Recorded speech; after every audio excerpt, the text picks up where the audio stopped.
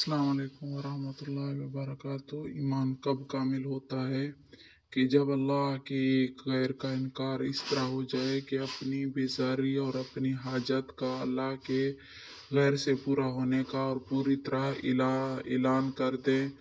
इब्राहीम अलैहिस्सलाम की तरह कि एक अमालिक फैला जिब्राईल अलैहिस्सलाम, हमें तुम्हारी ज़रूरत नहीं। हमने जिसका कलमा पढ़ा है वो हमें देख रहा है और बराह रास्त देख रहा है, क्योंकि मैं इसकी तरफ ज़मीन पर भेजा गया हूँ। मेरे दोस्तों, जिस इंसान को अल्लाह की तरफ से इस ज़मीन पर भेजे जाने का यकीन है, उसके साथ अल्लाह रब्बुल इज़्ज़त की बराह रास्त ताकत और मदद होती है बग़ैर किसी सबब के।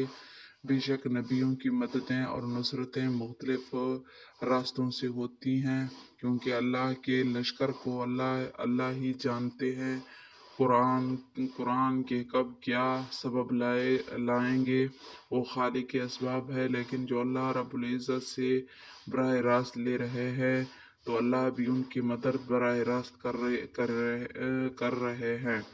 आग को बुझाने के लिए यूं तो लोग कह सकते हैं कि आग को बुझाने के लिए अल्लाह ने पानी बनाया है। नहीं मरे दोस्तों, आग को बुझाने के लिए अल्लाह का अमर है। अल्लाह के पास आग बुझाने के लिए इनकार अमर है। अल्लाह रब्बुल इज़्ज़त जब अपने बनाए हुए असबाबों की पाबंद नहीं है तो हमारे आप के बने हुए असबाब की पाबंद वो कैसे होंगे। इसलिए इब्राहीम अलैहिस्सलाम ने जिब्राईल अलैहिस्सलाम की मदद का इनकार किया।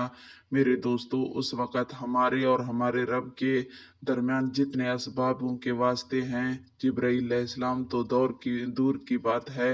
इन असबाब के वास्तों ने हमें बराह रास्त अल्लाह के ख़जानों से फ़ायदा उठाने से महरूम किया हुआ है कि बराह रास्त अल्लाह रब्बुल इज़्ज़त की ज़ात आली से फ़ायदा कब उठाया जा सकता है कि जब ईमान की हकीकत हो। ये ईमान की हकीकत कहाँ से आएगी?